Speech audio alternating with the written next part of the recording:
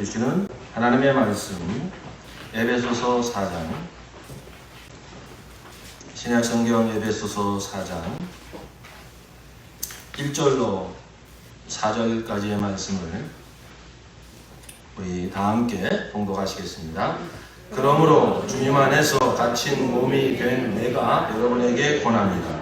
여러분은 부르심을 받았으니 그 부르심에 합당하게 살아가십시오. 겸손함과 온유함으로 깍듯이 대하십시오. 오래 참음으로써 사랑으로 서로 용납하십시오. 성령이 여러분을 평화의 띠로 묶어서 하나가 되게 해주신 것을 힘써 지키십시오. 그리스도의 몸도 하나요, 성령도 하나입니다. 이와 같이 여러분도 부르심을 받았을 때에 그 부르심의 목표인 소망도 하나였습니다. 아멘. 우리 하나님 아버지께서 참으로 기뻐하시는 모습은 우리 형제 자매된 우리 모두가 정말 주님의 사랑으로 서로 살아가며 또 화목할 때 우리 주님 기뻐하실 것입니다. 그런 마음으로 우리 오늘 예배하는 우리 형제 자매들, 하나님이 붙여주신 우리 형제 자매들 사랑하는 마음으로 그것이 하나님의 기쁨이 되는 것이니까 그런 마음으로 찬양 드리겠습니다.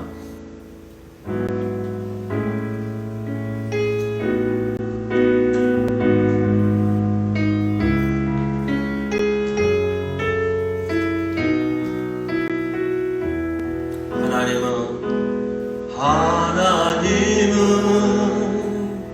너를 만드신 분, 너를 가장 많이 알고 계시며, 하나님은 너를 만드신 분, 너를 가장 깊이 이해하신단다. 하나님은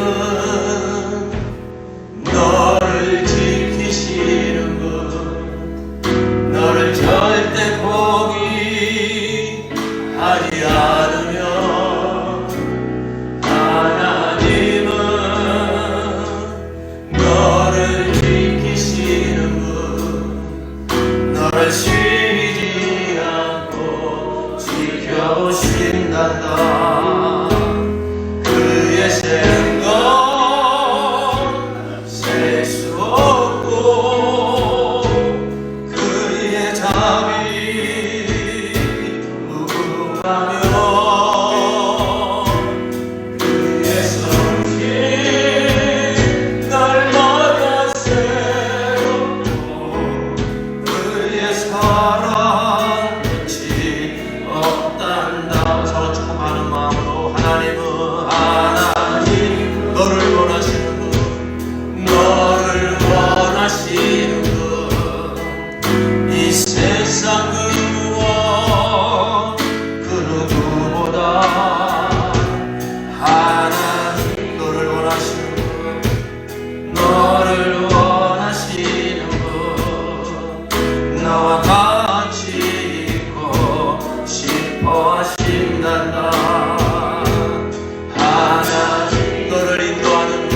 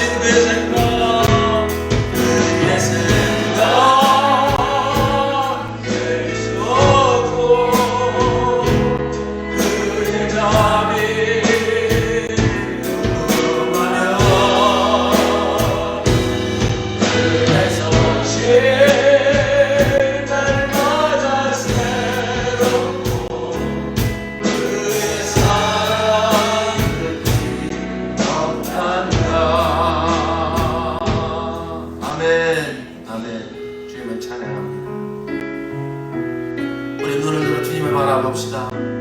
나의 도움이 어디서 옵니까? 나의 진정한 위로가 어디서 옵니까? 우리 하나님 아버지로부터 옵니다. 하나님은 너를 지키시는 자, 너희의 우편에 그늘 대시니 낮에 해와 밤에 달도 너를 해치 못하리. 아멘. 하나님은 나를 지키시는 자, 나의 환난을 면케하시니 그가 나를 지키시랴.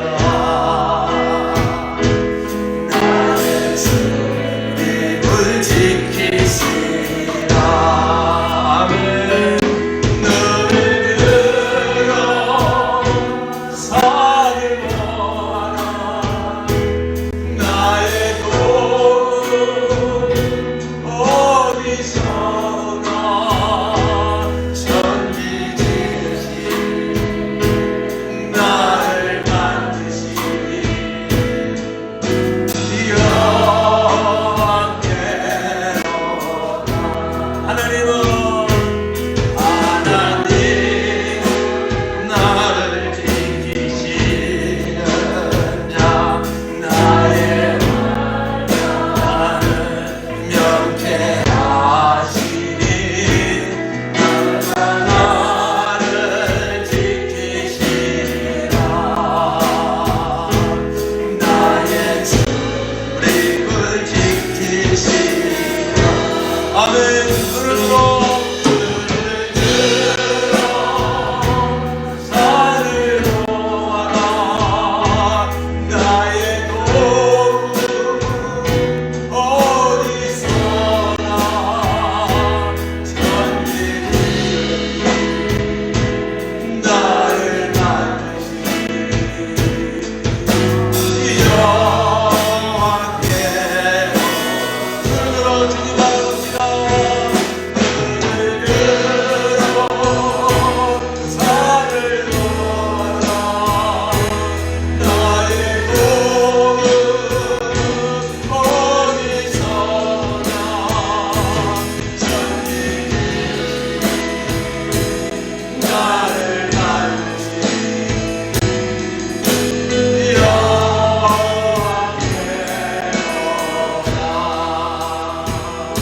아멘. 하나님은 주권자가 되십니다. 주권이라고 하는 것은 왕권, 주재권, 통치권, 그러한 모든 권세가 우리 하나님에게 있다 하는 것입니다.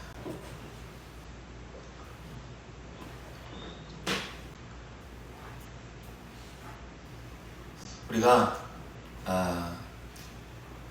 구원을 받기 전에는, 하나님을 알기 전에는 이 세상 모든 만물이 그냥 저절로 어쩌다가 우연히 이렇게 만들어진 줄 알았어요. 네, 학교에서도 그렇게 가르치니까. 그래서 어느 날 우주 대폭발이 일어나고 우연히 무기물이 생기고 오랜 시간이 지나가면서 거기서도 뭐 유기물이 생기고 그러다가 그 생명체가 점점 더 진화해가지고 원숭이가 되고 꼬리가 없어지더니 이 사람이 됐다.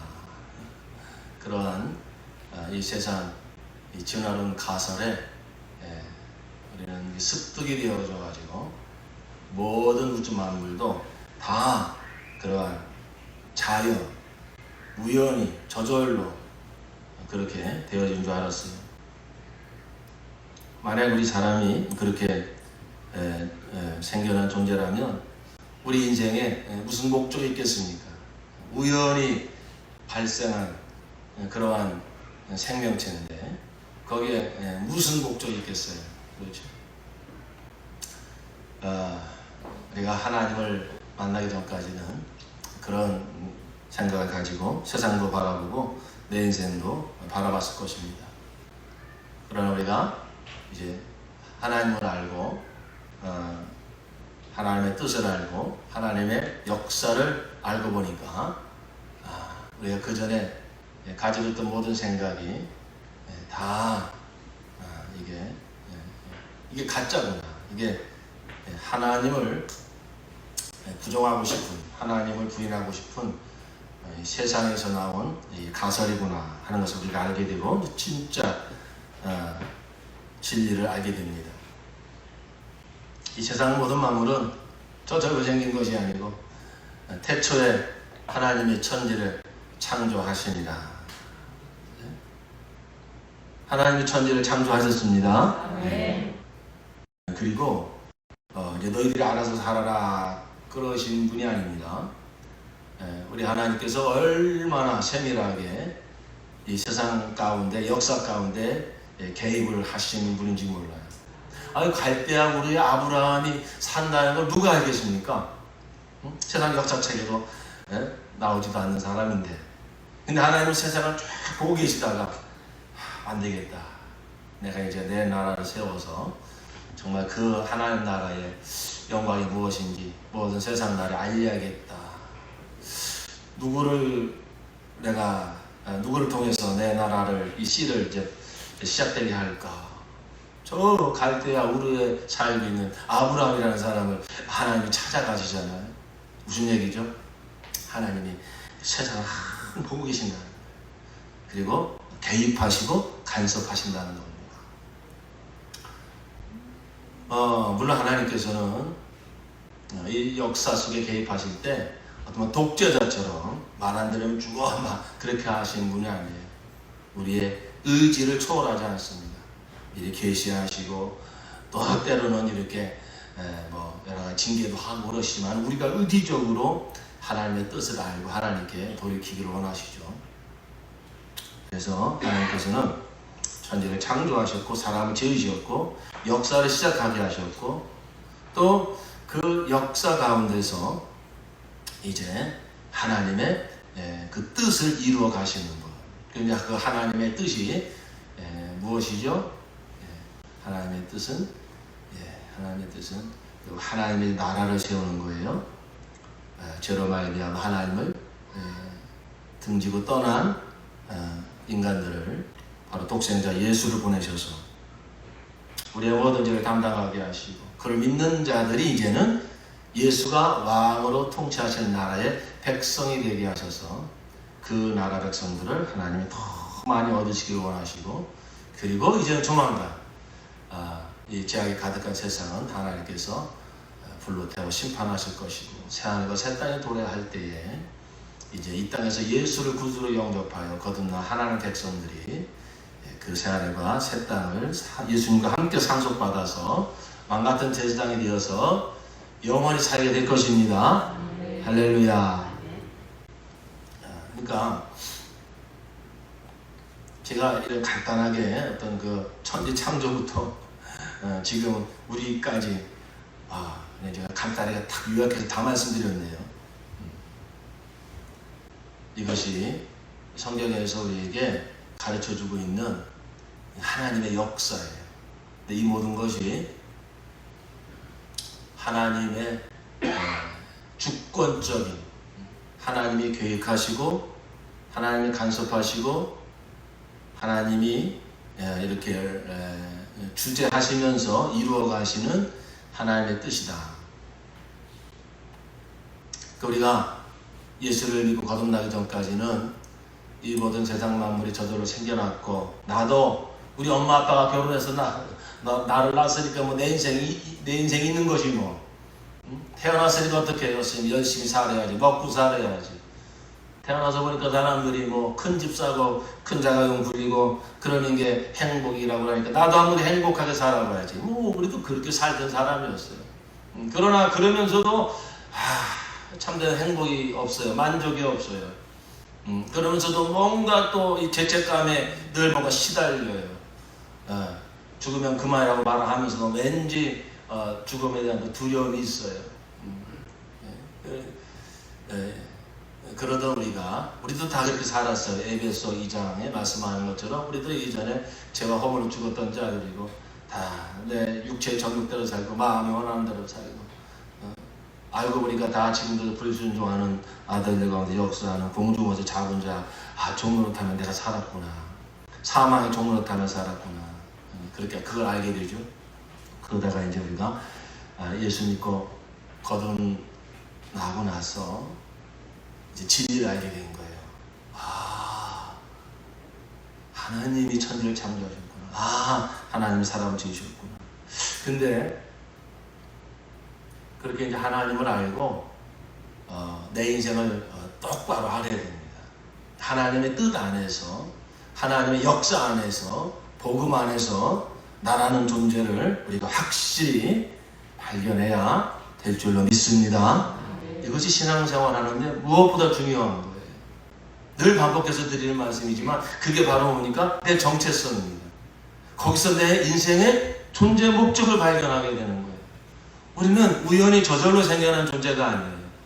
복음 안에서 나라는 존재를 발견하고 보니까 와, 이건 내 이성으로 참 어떻게 붙잡을 수 없는 이야기지만은 복음은 분명히 말하기를 나는 지금 21세기에 태어나서 오늘 내가 예수를 믿고 영접하고 거듭나서 하나님의 자녀가 됐는데 시공간을 초월해서 나라는 존재를 나를 하나님이 언제부터 하셨다는 거예요?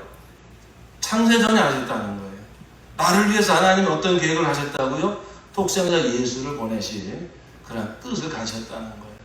이게 너무 어마어마한 얘기예요. 그래서 우리가 하나님이 기뻐하시는 신앙생활을 하려면, 세상을 이기는 신앙생활을 하려면, 하나님의 영광을 드러내는 신앙생활을 하려면 복음 안에서 나라는 존재를 발견해야 됩니다. 내가 누군지, 너는 무슨 전주이씨 26대 후손이야, 그러한 것은 내 육체의 이력이에요. 나는 무슨 초등학교를 나오고 무슨 고등학교를 나오고 나는 무슨 자격증이 있고 그 육체의 이력이에요.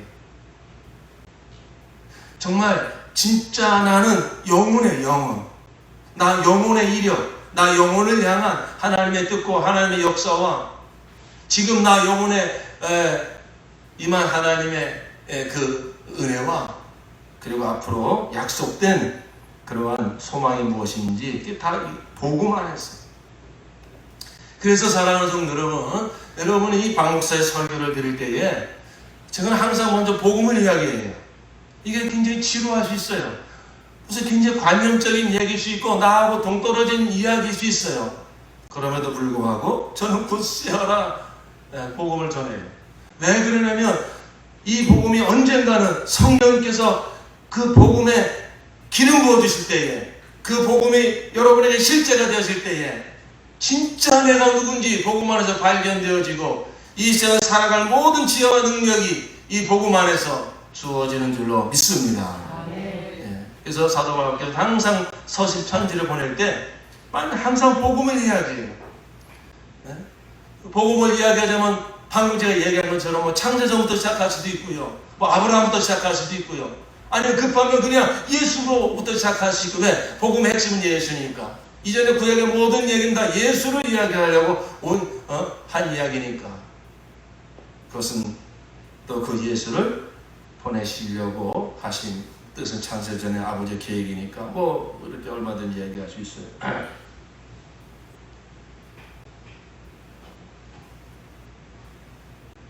제가 중학교 다닐 때 그런 놀이가 있었어요. 같이 어울려 놀면서 당신은 누구십니까? 나는 아무개 그 이름 아름답군요. 그런 거 있었어요. 우리 한번 같이 아시죠? 같이 불러볼까요?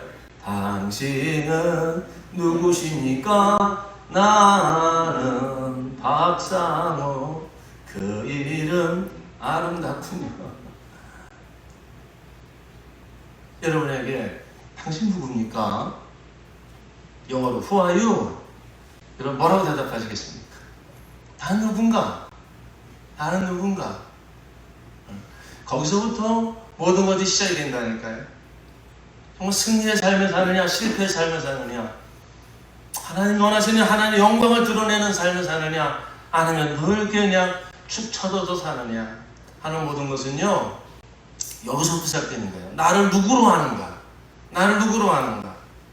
예수를 만나기 전까지는 진짜 나라는 그 존재에 대해서 그냥 육체적으로만 알고 혈육으로만 알고 세상 이력으로만 알았어요.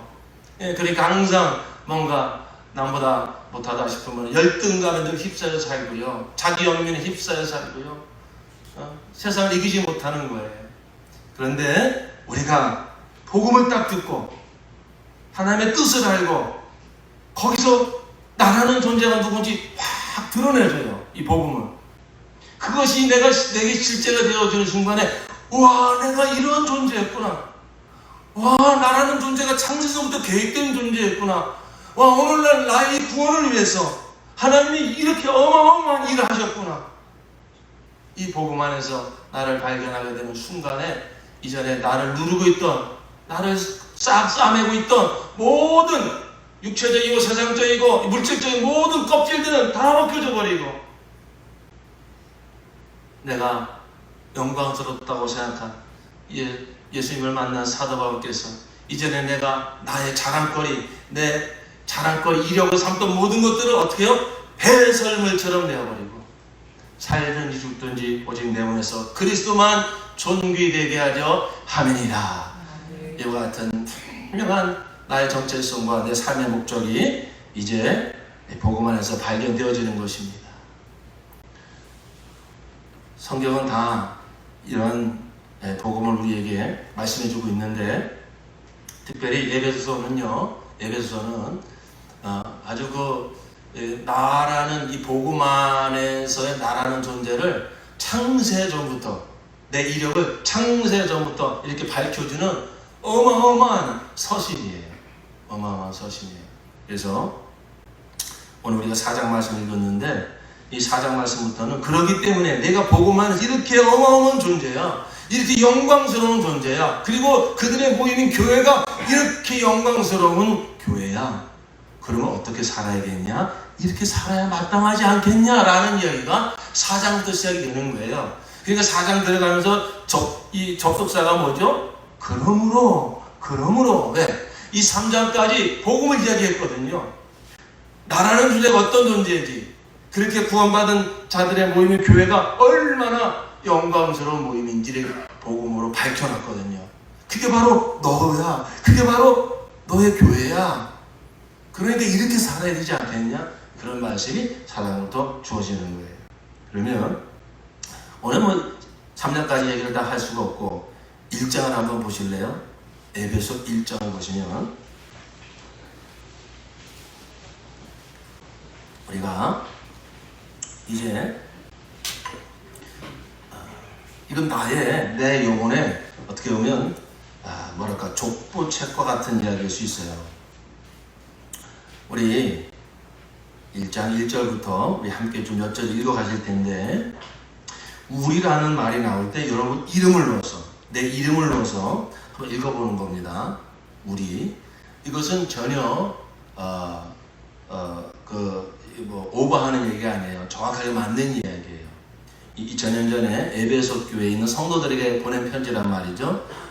그러면 오늘 이 말씀은 우리 사명교회 지체가 된 저와 여러분에게 하나님이 주시는 말씀입니다. 그 같은 믿음으로 우리 한번 2절까지 우리에다가 누구 이름 부르라고요? 내 이름. 내 이름이 멋있다고 생각하는 사람은 큰 소리로, 별로 멋이 없다고 생각하는 사람은 더 큰 소리로 한번 2절까지 읽어보겠어요. 시작. 하나님의 뜻으로 그리스도 예수의 사도가 된 나 바울이 에베소에 사는 그리스도 예수를 믿는 성도들에게, 다시 읽어야겠네, 그죠? 에베소가 아니고 어디 평택에 사는 사명교회, 평택 사명교회 사는, 이렇게 하겠네요, 그죠? 다시 한번 시작. 하나님의 뜻으로 그리스도 예수의 사도가 된 나 바울이 평택 사명교회에 사는 그리스도 예수를 믿는 성도들에게 이 편지를 씁니다. 박상우 아버지, 여러분 이름 누르셨어요?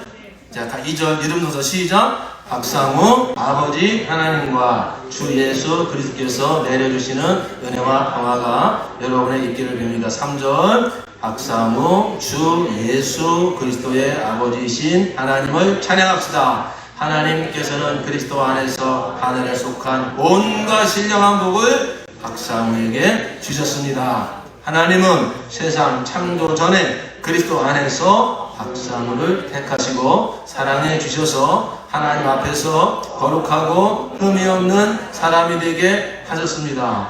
여러분, 내 이름을 이렇게 넣을 때 소리가 좀 작은 것 같아요. 우리 하나님 아버지가 서섭해 하십니다. 아버지가 나는 아빠 아들이야. 근데 만약에 아들이 나는 아빠 아들이 내 소리가 좋냐? 아빠 아들이니까 창피해. 그럼 아빠가 얼마나 속상하겠어요, 그죠? 여러분이 하나님의 자녀인 것을 믿습니까? 네, 지난주일날 말씀드렸잖아요. 예수를 그리스도 영접한 자는 하나님의 자녀가 되는 권세를 주셨느니라. 할렐루야. 우리가 착해서가 아니에요. 하나님의 은혜로 예수를 영접함으로 하나님의 자녀가 되었습니다. 그럼 하나님 우리 아버지인 거 맞죠? 맞죠. 그 자랑스러워할 때 하나님도 기뻐하신다 이거예요. 예, 누구 이름 목소리가 제일 크게 나오나 들어보겠어요. 어디까지 읽었어요? 3절까지 읽었나요? 4절까지 읽었나요? 자, 5절 시작. 하나님은 하나님의 기뻐하시는 뜻을 따라 예수 그리스도를 통하여 박상우를 하나님의 자녀로 삼으시기로 예정하신 것입니다. 그래서 하나님이 하나님의 사랑하시는 아들 안에서 박상우에게 거저주신 하나님의 영광스러운 은혜를 찬미하게 하셨습니다. 박상우는 이 아들 안에서 하나님의 풍성한 은혜를 따라 그의 피로 구속 곧 죄용서를 받게 되었습니다. 하나님은 박상우에게 모든 지혜와 총명을 넘치게 주셔서 그리스도 안에서 미리 세우신 하나님이 기뻐하시는 뜻을 따라 하나님의 신비한 뜻을 박상우에게 알려주셨습니다. 하나님의 계획은 때가 차면 하늘과 땅에 있는 모든 것을 그리스도 안에서 그분을 머리로 하여 통일시키는 것입니다. 하나님은 그리스도 안에서 박상우를 상속자로 삼으셨습니다. 이것은 모든 것을 자기의 원하시는 뜻대로 행하시는 분의 계획에 따라 미리 정해진 일입니다. 그것은 그리스도께 맨 먼저 소망을 둔 박상우로 하여금 하나님의 영광을 찬미하는 사람이 되게 하시려는 것이었습니다. 여러분도 그리스도 안에서 진리의 말씀 곧 여러분을 구원하는 복음을 듣고서 그리스도를 믿었으므로 약속하신 성령의 날인을 받았습니다. 이 성령은 하나님의 소유인 박상우가 완전히 구원받을 때까지 박상우의 상속에 담보있으며 박상우로 하여금 하나님의 영광을 찬미하게 하십니다. 할렐루야. 할렐루야. 네. 내가 누군지 잘 모르실 때, 헷갈릴 때 방금 읽은 에베소 1장을 펼쳐 놓으시고 방금 읽으신 것처럼 우리에다가 내 이름을 넣으셔서 믿음으로 한번 크게 선포해 보세요. 자식들이 왜 이렇게 속썩이나 내 인생이 왜 모양이나 그래서 들어왔던 우울한 마음, 우리 집 왜 이렇게 가난해 그래서 들어왔던 어떤 우울한 마음, 친구들은 잘 나가는데 왜 나는 직장도 못 구하고 그런 어떤 열등감들 한순간에 다 사라져 버리고 하나님의 자녀된 놀라운 권세로 우리가 일어설 줄로 믿습니다. 아멘. 돈으로 세상을 이기는 거 아니에요. 세상의 어떤 지식으로 세상을 이기는 거 아니에요. 복음이 주는 이 정체성, 이 믿음이 요한일서 5장 말씀처럼 세상을 이기면 이것이니 바로 우리의 믿음이니라. 무슨 믿음? 거기 요한일서 5장에 무슨 믿음? 예수가 그리스도를 믿는 자마다 누구께로서 난 자니? 하나님께로서 난 자니. 이 정체성을 붙드는 믿음이 세상을 이깁니다. 아멘. 우리는 이 믿음이 있어야 돼요. 그래서 우리가 열심도 중요하고 체험도 중요하고 경험도 중요하지만 그것을 내 신앙에 뿌리고 붙들고 있으면 안 돼요. 우리는 이 영원한 진리, 나는 하나님을 알기도 전에 하나님 나를 아시고 내가 어떻게 모자르고 부족하고 얼마나 못난 놈인지 뻔히 아시면서도 하나님은 기쁘신 뜻을 가지고 그러나 너는 내가 내 아들 삼을 거야. 내가 너를 위해서 내가 독생자 예수를 보내어 너의 모든 죄를 그로 담당케 할 것이고 이제는 성령을 보내셔서 이 복음이 바로 내 삶에 도달하게 할 것이고 그때 내가 너한테 은혜를 베풀어서 바로 이 복음이 들리게 하고 내가 죄인임을 고백하고 이제는 예수를 그리스도 영접하여 내 자녀로 삼을 것이다. 이것이 하나님의 주권적인 뜻인 줄로 믿습니다. 우리에게 일어난 구원은 놀라운 신비예요. 분명히 내가 복음을 듣고 깨닫고 예수를 내 의지로 영접했어요. 그래서 구원받았어요. 처음에는 그게 전부인 줄 알았어요. 근데 내가 점점 더 하나님과 관계가 깊어지다 보니까 하나님 어떤 분이신지 알아가면 갈수록 이 하나님의 역사가 무엇인지 성경을 통해서 알아가면 알아갈수록 사도 바울 같은 고백이 나오는 거예요. 그때 내가 예수를 믿어 구원받은 게 전부인 줄 알았는데 그 전에 하나님의 은혜가 임하였구나. 그 전에 하나님의 택하심이 있었구나. 이게 바로 하나님의 선하신 주권이었구나. 그때 내가 병드는 거, 그때 내가 사업 부도가 난 거, 그때 내가 자녀 때문에 그렇게 가슴 아련했던 거, 그 순간에는 그게 불행인 줄 알았는데 그런 일들을 통해서 하나님 나를 부르셨구나. 그래서 내 마음이 상하게 하셨고 내가 의지하는 거 다 내려놓게 하셨고 그 상한 마음에 마치 수가성 여인처럼 그때 내 귀에 들려진 복음, 그때 예수를 내가 온전히 그리스도로 영접할 수 있도록 하나님께서 그 모든 상황을 주재하신 거구나. 하나님의 선하신 주권으로 내 모든 삶을 그렇게 인도하셔서 그때 그 자리에서 예수님을 구주로 영접하게 하신 것이구나. 할렐루야. 그러면서 오히려 내가 의리적으로 예수를 영접한 것을 자랑하기보다는 하나님을 내가 이제 더 크게 알아간 사람은 하나님의 은혜입니다. 하나님의 선하신 역사입니다. 하나님의 선하신 주권이었습니다. 그리고 그 하나님의 뜻은 영원전부터 시작된 놀라운 하나님의 사랑이었습니다. 오직 하나님만 자랑하고 나의 구주 예수만 자랑하는 사람이 되는 것입니다. 아멘.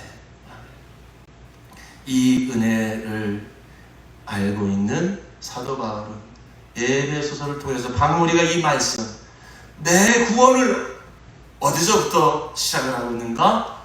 영원전부터, 창세전부터 아버지의 뜻으로 시작된 이 구원의 역사가 때가 참에 독생자를 보내어 그를 십자가에 달려 죽게 하신 이 어마어마한 이 십자가의 역사, 그리고 성령께서 오셔서 이제는 이런 전도자들을 통해서 교회를 통해서 나에게 이 복음이 들려지게 하신 삼일체 하나님의 놀라운 역사로 내가 구원받았구나, 내가 하나님의 자녀가 되었구나 하는 놀라운 고백을 하게 하는 것입니다.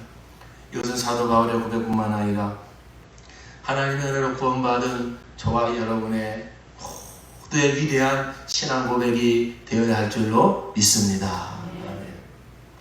그래서 하나님께서는 이렇게 구원받은 자들을 어떻게 하십니까? 불러 모아 교회가 되게 하셨습니다. 그러니까 하나님께서 창조전에 뜻하신 것은 무엇이냐면 죄로 말미암아 이렇게 타락한 인간들을 하나님은 사랑하셔서 독생자를 보내서 그들을 십자가의 사랑으로 구원하시고 그리고 그 아들을 통해서 나타난 하나님의 영광, 그 십자가의 피를 죽기까지 죽으심으로 인간을 사랑하신 그 하나님의 위대한 사랑, 그 은혜, 그게 하나님의 영광이에요. 그게 하나님의 속성이거든요. 하나님의 성품이거든요. 하나님 어떠신 분인가? 예수님을 보면 알아요. 예수님의 그 인생 발자취를 보면 드러나고 있어요. 가장 결정적으로 드러난 하나님의 성품이 뭐냐면 예수님의 십자가입니다. 필립이라는 제자가 하나님 아버지 좀 보여주세요. 예수님이 뭐라고 말씀합니까? 나하고 오랫동안 함께 있으면서 아버지를 보여달라고 하느냐? 나를 본 자는 아버지를 보았느니라. 그렇습니다. 아버지와 아들은 한 분 하나님이세요. 바로 그 아들께서 그 하나님 아버지 어떠하심을 그 인생을 통해서 다 드러내신 거예요. 그 하나님의 영광은 천지 창조를 통해서 드러났고요. 이스라엘을 통해서 전쟁의 승리를 하게 하셔서 드러내셨고요. 홍해를 건너게 하심으로도 드러내셨고요. 그런데 하나님의 영광은 그런 것은 다 그림자처럼 드러난 영광이고, 하나님의 영광은 히브리서 1장처럼 바로 그 아들을 마지막 때에 보내서, 아들은 그 영광의 광채요 그 본체의 형상이라, 바로 그 아들을 통해서 드러내시는 하나님의 영광이 참 영광입니다. 하나님의 영광을 알려면 바로 그 아들 예수를 보면 돼요. 말씀이 육신이 되어 우리 가운데 거하심에 우리가 그를 보니 바로 아버지의 독생자의 영광이요 은혜와 진리가 충만하더라 하였습니다.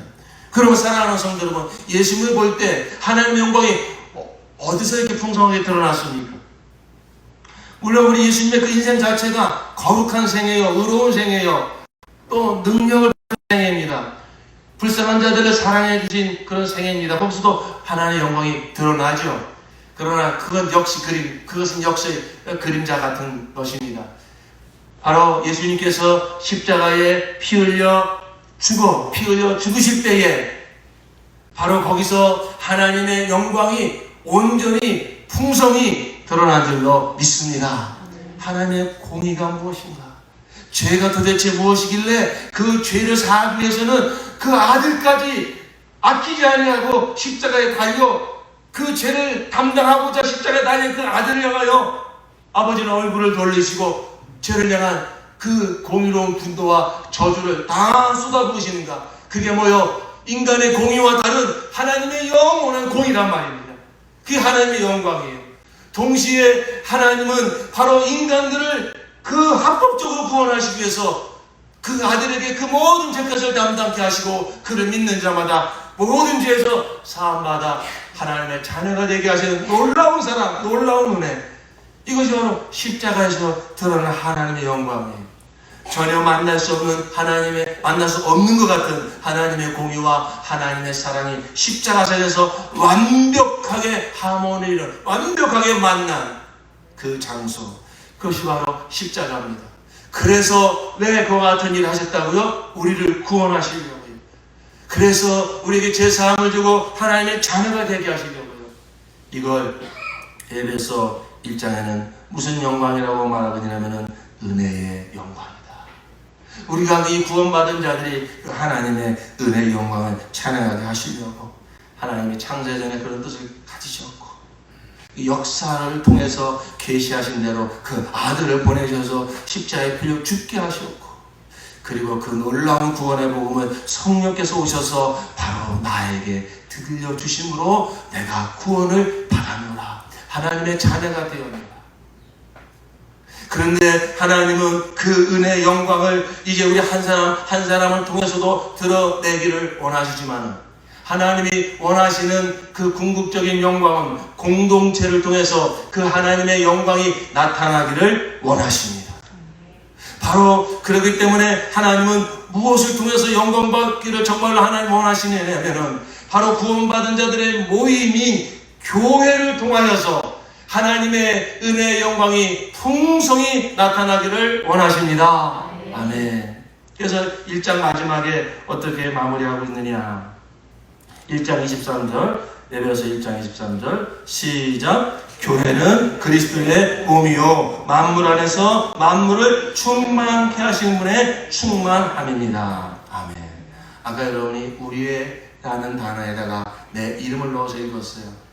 이것은 나하고 상관없는 말씀이 아니라는 것을 좀 실감하시라고 그렇게 한 거예요. 그리고 진짜 맞는 얘기예요.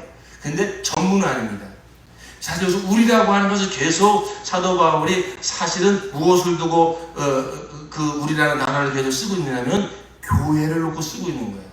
에베소 교회를 놓고 쓰고 있는 거예요. 그러니까 사랑하는 성도 여러분, 내가 정말로 위대한 하나님의 크신 구원을 받았어요. 그러면 이제 내 정체성이 여기서 드러나는 거예요. 와, 나라는 존재는 영원적 하나님의 뜻에서 출발한 인생이구나. 그리고 나라는 이 존재를, 나라는 정체성은, 이 나의 가치는 예수의 피값이구나. 그래서 내가 하나님의 자녀가 되었구나. 이 복음 안에서 내 이제 정체성을 발견하게 됐어요. 그렇게 정체성을 발견한 사람은 내가 이제 무엇을 위해서 살아야 되는가, 내 인생의 존재 목적을 확실하게 되는 거예요. 그래서 한마디로 말씀드릴 수 있어요. 그건 바로 뭡니까? 하나님의 영광입니다. 더 정확하게 은혜의 영광입니다. 뭐 이게 좀 여러 가지 이렇게 단어로 얘기하니까 좀 헷갈릴 수가 있는 것 같은데 좀 간단하게 정리해 볼까요? 나의 정체성, 복음 안에서 드러난 나의 정체성, 뭐 하나님의 백성이기도 하고 하나님의 자녀이기도 해요. 그러니까 우리 오늘 하나님의 자녀로, 나는 하나님의 자녀다. 복음 안에서 드러난 나의 정체성, 나는 하나님의 자녀다. 한번 여러분 고백했어요. 복음 안에서 드러나는 나의 정체성, 나는 하나님의 자녀다. 할렐루야. 그 하나님의 자녀가 얼마나 어마어마한, 내가 하나님의 자녀가 되기까지 얼마나 놀라운 이 삼위 하나님의 역사가 있었던가. 예배에서 입장에서 잠깐 우리가 봤어요. 이게 진짜 나의 정체성입니다. 그러니까 우리 그리스도인이 사골세 빵을 산다고 내가 학력이 가방 그리 작다고 그런 것 때문에 이렇게 이 세상 앞에서 굽신거리고 기가 죽으면 절대 안 돼요. 그것은 하나님 아버지 마음을 정말 아프게 해드리는 거예요. 그래서 이 정체성 안에서, 이 복음이 준 정체성 안에서 가슴을 활짝 펴고 어디를 가시든지 늠름하고 당당하게 위엄있게 살아가시기를 예수님으로 축원합니다. 초대교회 성도들이 배운 것도 없고 가진 것도 없었어요. 근데 그들이 그 어마어마한 로마라는 강대국을 무너뜨리셨던 것은 그들다웠기 때문에 그래요. 그리스도인다웠기 때문에 그래요. 자기들의 신분이 확실히 정체성을 붙들고 살았기 때문에 성령께서 확 지원해 주셔서 그렇게 승리하며 산 거예요. 오늘날도 마찬가지입니다. 오늘날 교회가 왜 약해지고 그리스도인들이 왜 욕을 먹냐면 그리스도인답지 못해서 그래요. 은혜로 그리스도인 됐잖아요. 하나님의 자녀가 됐죠. 그럼 하나님의 자녀답게 살아가야 되거든요. 그러려면 먼저 복음으로 확실하게 내 정체성을 발견하고 내 마음을 무장하고, 그러면 거기서 그에 따르는 모든 행동이 나오는 거예요. 모든 삶의 방향이 나오는 거예요. 그래서 항상 날마다 말씀을 보며 이 복음 안에서 내가 누구인지를 늘 발견하시고 이렇게 하루를 시작하시기를 예수 이름으로 부탁드립니다. 아멘. 그렇게 정체성을 발견한 사람은 어떻게 살아야 될 것인가? 바로 이제 나 같은 죄인을 위해서 이 어마어마한 구원의 뜻을 세우시고 어마어마한 역사를 이루신 이 놀라운 은혜의 영광을 어떻게 하는가? 찬양하며 전파하며 드러내며 사는 것이 우리 인생의 존재 목적인 줄로 믿습니다. 근데 하나님은 그 영광을 우리 개인적으로도 드러내야 되지만 하나님 원하시는 것은 무엇을 통해서 드러나기를 원하신다고요? 교회라는 공동체를 통해서 이 하나님의 은혜의 영광이 풍성히 드러나기를 원하십니다. 아멘. 그러니까 여러분, 이제 이 복음 안에서 정체성도 확실히 붙드시고 내가 내 남은 생을 어떻게 살아야 될 것인지 확실히 발견하셔야 돼요. 이건 하나님의 위대하신 뜻이거든요. 그러면 내가 지체로 속해 있는 우리 목장은 교회 속의 교회잖아요. 그렇죠? 또 목장의 연합인 우리 사명교회, 그 교회에 대한 새로운 눈이 열려져야 돼요. 하나님이 우리 목장을 통해서, 하나님이 우리 신촌 목장을 통해서, 우리 몬탈반 목장을 통해서, 우리 우간다 목장을 통해서, 우리 파키스탄 목장을 통해서, 다 해야겠네. 우리 은혜 목장을 통해서, 우리 오고리 목장, 예수생명 목장을 통해서, 우리 청소년부 목장, 어린이부 목장을 통해서 하나님 당신의 영광을 드러내시려고 창세전의 위대한 뜻을 세우셨습니다. 이건 이게 진리예요. 그러니까 여러분, 이전에 또 세상 언론에서 주위 예수 믿는 사람을 통해서 부정적인 인식이 들어와 어떤 부정적인 교회관, 부정적인 어떤 그리스도인관들이 있을 거예요. 여러분, 그런 것 때문에 눈이 가려지시면 안 돼요. 그런 거 다 정말로 여러분 떨쳐버리시고 복음 안에서 우리 하나님의 위대하신 뜻 안에서 교회가 어떤 가치가 있는가, 어떤 존재 목적이 있는가를 발견하시기를 예수 이름으로 축원합니다. 그래서 사도 바울은 에베소서 그 1장 중간에 보면은 너희들에게 마음의 눈이 밝혀져서 부르시는 소망이 뭐고 성도의 기업이 뭐고 우리 가운데서 그 하나님의 영광의 풍성이 드러나는 역사하신 하나님의 능력이 얼마나 위대한지를 알기로 원한다. 눈이 열려지기 원한다. 눈이 열려지기 원한다. 그런 간절한 기도를 하잖아요. 여러분, 복음 안에서 나라는 존재도 발견해, 내가 누군지도 발견해야 되고요. 이제는 내가 하나님의 자녀가 됐구나. 그럼 하나님은 무엇을 원하시는가? 하나님의 자녀된 자들이 이렇게 모여서 예수의 피값으로 사신 영혼들이 성령께서 불러 모아 하나님의 영광을 드러내기 위한 하나님의 모든 충만함으로 충만을 채우셔서 세상으로 그 영광이 드러나게 하시려고 세운 곳이 무엇이구나? 우리 사명교회구나. 우리 목장이구나. 이 복음 안에서 나와 내가 지체가 된 우리 교회의 영광과 가치를 발견하시게 되기를 예수 이름으로 축원합니다. 이게 무엇보다 중요해요. 그걸 발견해야 내 인생을 어디에 투자할 건가, 내 인생을 어디에 힘쓸 것인가, 내가 어디에 내 인생의 구심점을 놓고 살 것인가. 하나님, 분명히 거듭난 자는 하나님의 영광을 위해서 살게 되는데, 그 현장이 바로 교회구나, 그게 목자이구나. 이걸 발견하게 될 때에 교회를 향한 우리의 자세와 태도가 달라지고요. 실제 그렇게 살아갈 때에 하나님의 영광 풍성이 드러나게 되고요. 그 세대에 대해서 하나님은 반드시 영생으로 축복해 주시고, 이 땅에서도 그의 나라와 그의 모두 구하는 자들에게 육체에 필요한 모든 것도 더하여 주실 줄로 믿습니다. 너무 정확한 이건 방향성이에요. 마귀는 이걸 알아요.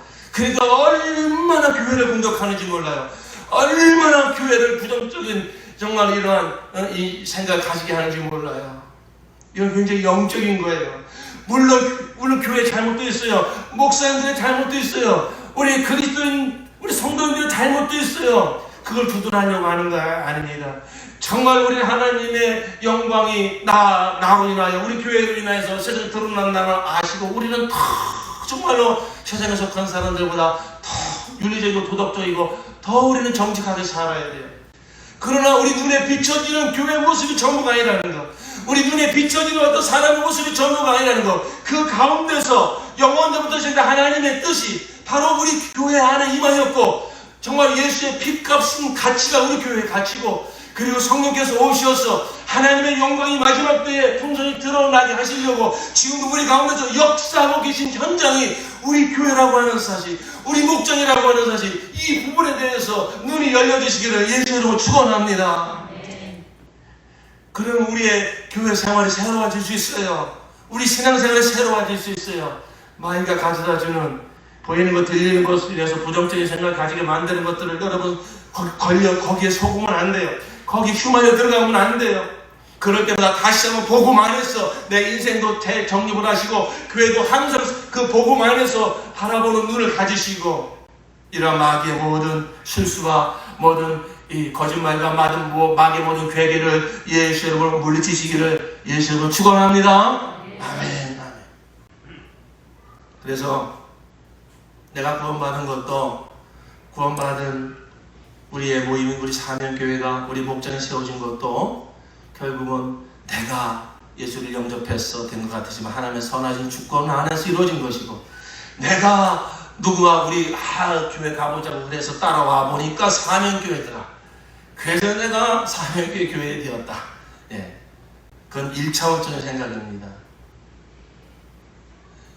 저와 여러분이 어디서 누구를 만나서 어떻게 오늘 사명교회 오셔서 우리 사명교회 지체가 되셨는지 각각 그 모든 경력이 다르시겠지만은, 그러나 우리가 분명히 인정해야 될 것은 무엇이냐면은 바로 성령께서 뜻이 있으셔서 우리 사명교회 지체된 모든 형제 자매들 각처에서 불러 모아서 우리 사명교회 지체가 되게 하신 줄로 믿습니다. 여러분, 그걸 인정하셔야 돼요. 하나님의 선하신 주권 안에서 나라는 존재가 구원받았을 뿐만 아니라 내가 사명교회 지체가 된 것도 성령님의 역사하심을 통해서 하나님의 선하신 주권 가운데서 하나님의 분명한 뜻이 있으셔서 나를 사명교회로 인도하셔서 우리 교회의 지체가 되게 하셨다는 사실을 복음으로 붙드시기를 축원합니다. 이 선하신 주권, 이 선하신 주권. 그래서 오늘 본문의 말씀 한번 보십시다. 그러므로 사도 바울은 지금 제가 하고 싶었던 얘기를 에베소 교회에 하고 싶었던 거예요. 그래서 먼저 이 하나님의 선한 주권과 너희가 구원받았고 에베소 교회가 세워졌다. 그러면 너희가 어떻게 교회 생활을 해야겠느냐?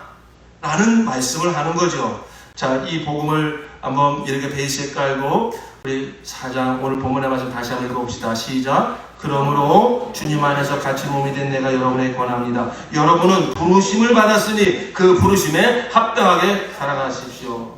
여러분은 무엇을 받았으니? 부르심. 누가 불렀어요? 성령이 부르신 거예요. 정확하게 성령이 부르신 거예요. 어디로요? 우리 사명교회로 성령께서 저와 여러분을 부르신 것을 믿으시면 아멘 하시기 바랍니다. 왜 불렀을까요? 하나님의 은혜의 영광을 교회를 통해서 드러내라고요. 나타나라고요. 찬송하고 모든 열방에 선포하라고 성령께서 그런 뜻이 있으셔서 저와 여러분을 구원하시고 사명교회로 우리를 불러 모으신 줄로 믿습니다. 그래서 이 믿음을 가지고 우리는 성령께서 우리에게 권하는 말씀이 뭐냐면 이렇게 각자 부름받은 너희들끼리 어떻게 서로 대하여야겠느냐 이 얘기예요. 2절 시작. 겸손함과 온유함으로 깍듯이 대하십시오. 오래 참음으로써 사랑으로 서로 용납하십시오. 예, 이러한 자세가 필요하다는 거예요. 내가 잘나서 구원받은 거 아니란 말이에요. 이건 하나님의 전적인 은혜로 내가 구원받았어요. 그리고 하나님의 은혜의 영광을 드러내며 살라고 나를 사명교회로 부르셨어요. 우리는 하나님의 선하신 주권을 인정한다면 내가 남보다 교회를 오래 다녔다고, 내가 좀 은사가 있다고, 내가 열심히 있다고 그것 가지고 형제 자매를 판단하면 안 되겠죠. 그러면 그럴수록 하나님이 정말 나에게 더 이런 정말 하나님의 영광을 드러내게 하시려고 이런 하나님의 은사를 주셨구나, 여신을 주셨구나. 그러면 더 겸손해야죠. 그러니까 우리는 이렇게 부르심 받은 자들은 우리가 서로를 대할 때 겸손함과 온유함으로 깍듯이 대하라는 거예요. 우리 한 사람 한 사람이 별 볼 일이 없는 인생이 아니라 하나님의 영원전에 예정되고 택한 인생이란 말이에요. 예수께서 피값을 치른 인생이란 말이에요. 성령께서 그 형제자매를 우리 교회로 불러모아 정말로 성령의 역사하심을 통해서 이제 하나님의 영광을 드러낼 귀한 직체란 말입니다. 그러니까 그러한 눈으로 서로를 바라볼 때에 깍듯이 대할 수 있다는 거죠. 그럼에도 불구하고 우리 인간의 연약함이 있습니다. 아직도 혈기가 남아있습니다. 아직도 교만함이 있습니다. 그래서 자꾸 판단하고 싶습니다. 자꾸 뭐가 이렇게 깎아내리고 싶습니다. 그럴 때마다 우리는 무엇을 생각하라고요? 하나님의 선하신 주권. 우리가 우연히 만난 것이 아니야. 하나님의 선하신 주권 가운데서 구원받았고 하나님의 그 영광을 드러내게 하시려고 각처에서 우리를 불러 모아 우리를 한 몸이 되게 하셨어. 이 선하신 주권을 인정할 때에 우리는 서로를 오래 참아줄 수가 있어요. 더 이상 저 사람하고는 스타일이 안 맞아, 나랑 코드가 안 맞아, 이제 우리의 관계는 끝이야. 그럴 수 없다 이거예요. 왜? 우리를 누가 만나게 해주셨는데요. 우리를 누가 지체가 되게 하셨는데요. 내가 한 것이 아니라 알고 보니까 성령님께서 하나님의 영광을 드러내라고 우리를 각처에서 불러 모아 한 몸이 되게 하신 줄로 믿습니다. 그게 3절 말씀 아니겠습니까? 3절 말씀 시작. 성령이 여러분을 평화의 띠로 묶어서 하나가 되게 해 주신 것을 힘써 지키십시오. 여러분 이 주어가 누굽니까? 나입니까? 누가 주어입니까? 누가 주체입니까? 성령님이잖아요. 그죠? 그러니까 우리가 열심히 서로 사랑해가지고 우리가 서로 하나가 되자 맞는 것 같으시면 틀린 얘기예요. 이미 우리는 성령님께서 각처에서 불러 모아 바로 예수의 몸된 교회로 하나로 우리를 묶어 주셨습니다. 이게 선하신 주권이라는 거예요. 아이고 하나가 되긴 뭘 하나가 돼요. 뭐 무슨 일을 하려는 마음도 안 맞고요. 아이고 우리 목장에서 뭘 하려고 해도요. 뭐 마음에 맞는 게 하나도 없는데요. 맞아요. 그런데 그게 전부가 아니라니까요. 그런 일이 있을 때마다 우리는 무엇을 바라보라고요? 우리를 한 몸이 되게 하신, 한 공동체가 되게 하신 하나님의 선하신 주권을 인정하시고 믿음으로 붙드시기를 예수 이름으로 축원합니다. 그럼 하나님께 내 생각보다 높으신 하나님 위대하신 뜻이 분명히 있지 않겠습니까? 왜 우리를 한 공동체가 되게 했을까요? 왜 이렇게 서로 기질도 다르고 성격도 다르고 마음도 안 맞는 우리를 왜 우리를 한 목장으로 묶어 주셨을까요? 왜 우리를 한 교회로 묶어 주셨을까요? 하나님 모르실까? 아시죠? 그러나 하나님의 선하신 뜻이 있습니다. 거기서 뭔가 우리를 훈련시키려고 하는 거죠. 거기서 뭔가 서로 이렇게 부딪히면서 우리를 성장시키려고 하는 것이죠. 그래서 예수의 온유도 배우게 하시고 예수의 겸손도 배우게 하시고 오래 참음도 배우게 하셔서 정말 예수 십자가 사랑으로 우리를 서로 마침내 하나가 되게 하셔서 그리고 정말로 하나님 나라의 그 아름다운 그 공동체의 삶을 이제는 우리 자손들과 우리 우리 정말 또 새로 들어온 영혼들과 그리고 이제 예수를 알지 못하는 세상으로 이 복음을 우리의 삶을 통해서 우리의 발걸음을 통해서 드러내게 하시려는 거죠. 그 하나님의 선하신 능력을 절대 우리를 포기하지 아니하시고 오늘도 내 인생 가운데서 우리 가정 가운데서 우리 목장 가운데서 우리 사명교회 안에서 절대 포기하지 않는 하나님의 신실한 능력이 우리 가운데서 우리 관계 속에서 역사하고 계십니다. 믿으면 아멘 합시다. 그러니까 우리가 인내할 수 있는 거예요. 그러니까 오래 참을 수가 있는 거예요. 성령이 여러분을 평화의 띠로 묶어서 하나가 되게 해 주신 것. 이미 성령께서 선하신 주권을 우리 하나로 묶어놨단 말이에요. 이걸 우리가 힘써 지켜가라는 거예요. 힘써 발전시켜가라는 것이죠. 그래서 그것보다 중요한 거 하나님의 선하신 주권을 인정하는 것.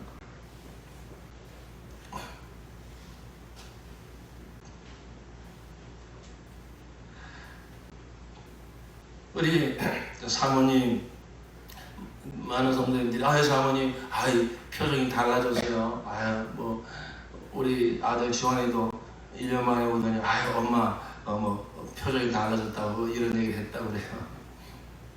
부끄러운 얘기입니다만 저하고 우리 사모님과의 사이에도 많은 그런 난관이 있었어요.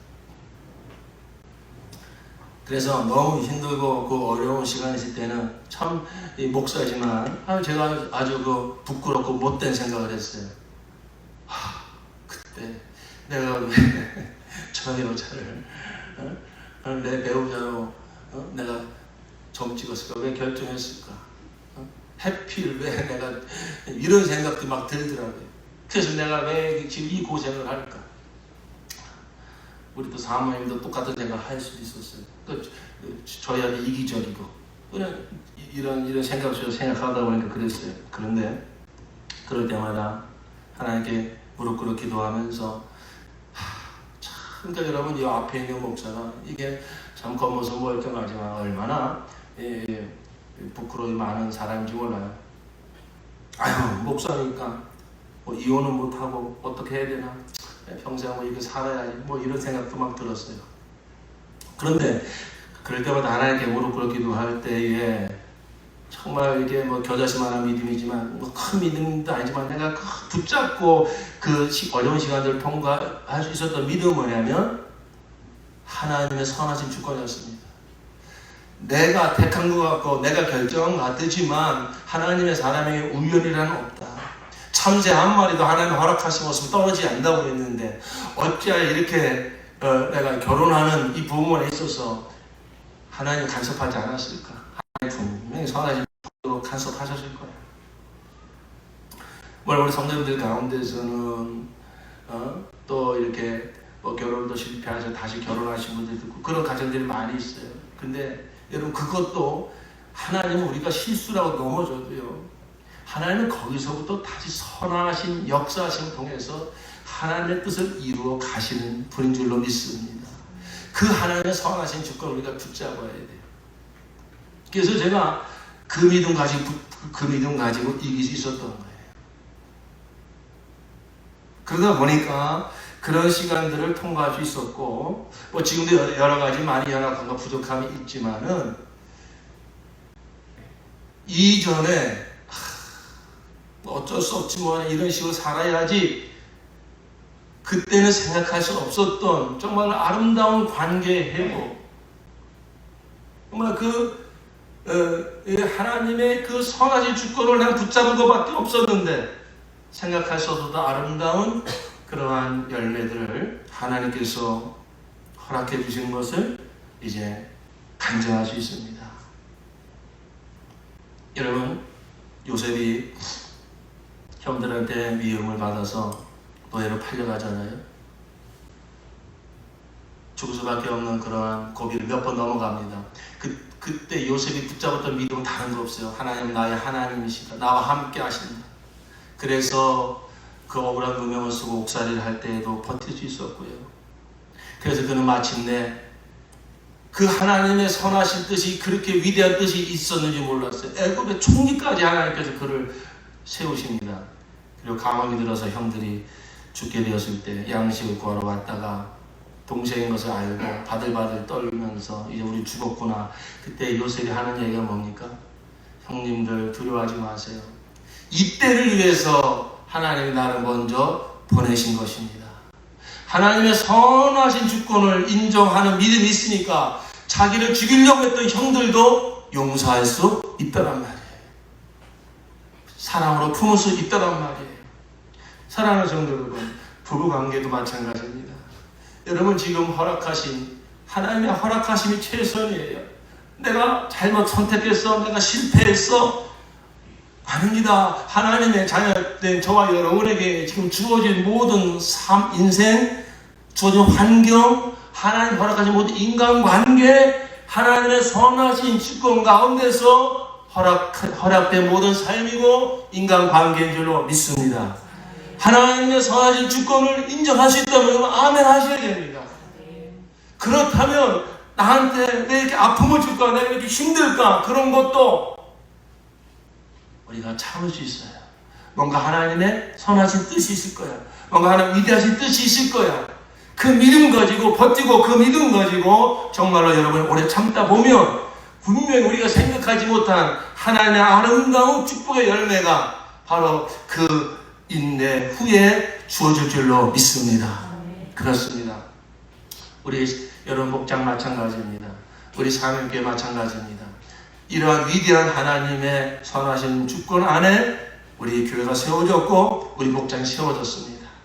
여러 가지 여러분의 마음이 안 맞는 것도 있고 내가 이렇게 정말 내 마음을 다 쏟지 못하게 만드는 그런 일들도 있었습니다. 그러나 복음 안에서 우리 목장, 우리 교회가 하나님의 선하신 주권 안에서 세워졌다는 사실, 하나님의 은혜의 영광을 이 마지막 때에 드러내기 위해서 다른 어디에서 이 하나님의 은혜를 알고 그 영광을 드러내겠습니까? 오직 교회입니다. 오직 목장입니다. 이제 여러분의 마음을 딱 정하셔야 됩니다. 그렇다면 내 남은 이제 하나님의 영광에서 살고 싶다. 현장을 하나님이 주셨다. 이거 복음 안에서 정확한 겁니다. 여러분 이 목사의 개인의 사견이 아니지 않습니까? 성경이 너무나 명백하게 뒷받침하고 있는 분명한 진리예요. 그러면 여러분의 믿음을 여러분 화합하셔서 내 남은 인생, 내 목장을 통해서, 우리 교회를 통해서 하나님의 은혜의 영광을 드러내며 살겠습니다. 여러분 다 거기에 마음을 정하시고 참 여러분이 목장을 정말 내 인생의 최우선순위에 두시고 내 일주일 스케줄 중에 내가 목장 모임을 위해서 정말 준비하고 거기에 마음을 두고 그래서 우리 목장을 통해서 VIP를 품고 함께 기도하고 섬김으로 용건하여 하나님의 나라를 세우리라. 여러분 이와 같은 이러한 기준을 가지고 사는 것 세상 사람들이 볼 때는 어리석다 말하고 정말로 관심 없을지 모르지만은 하나님의 뜻 안에서는 가장 여러분의 인생의 목적을 분명히 잘 주신 것이고 하나님을 가장 기쁘시게 하시는 것이고 그렇기 때문에 여러분의 모든 삶을 하나님께서 도와여 책임져 주는 그러한 기준이 되어지는 것입니다. 우리 시간 한번 기도합시다.